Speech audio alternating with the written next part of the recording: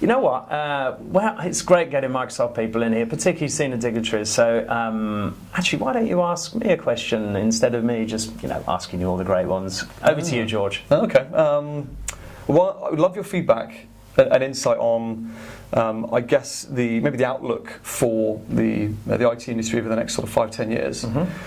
We're seeing a large movement towards sort of line of business applications and workloads being SaaS delivered. There's probably a major SaaS example in most industries now and verticals. How long do you think it will be before most technology and business apps are delivered from a SaaS platform, and we don't necessarily need virtual machines and infrastructure anymore?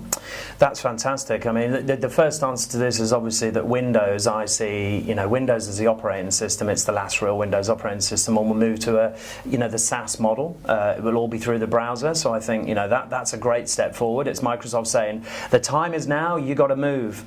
Also, I think it's important that we've had a good push with our customers because of the benefits to get them onto the latest operating system, and because of that, a lot of the SaaS products weave into that quite nicely. So you've got the fat browser, but with the application sitting in the actual browser.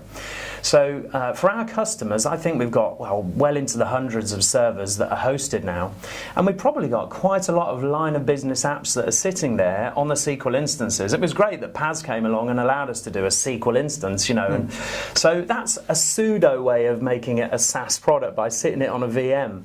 But actually, for our customers, we're always talking to them about and educating them about what SaaS is. So software as a service, software as a subscription. You can actually log into it, you pay on a monthly basis, just like Office 365. But how is your line of business thing working? Is that supplier of that line of business application modifying it, developing it? So we're actually asking our customers to ask their suppliers, when is it going to come along? And of course, what you've got to bear in mind is you can only take something like QuickBooks or Xero, these account systems, Dynamics. They've all turned to a SaaS-based product.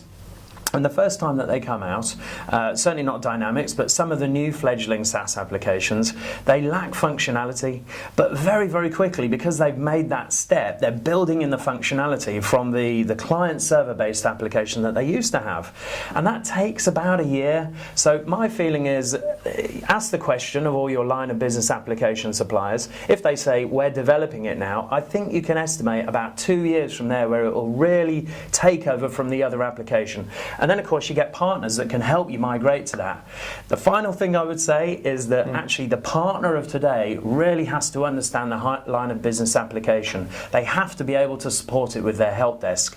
So cloud providers out there, even born in the cloud providers, they need some form of a help desk to be able to provide that quick fix help on all of those SaaS products. So the future for me is, in short, I would say 2 years, maximum of 5, and we're all on SaaS, George. Okay.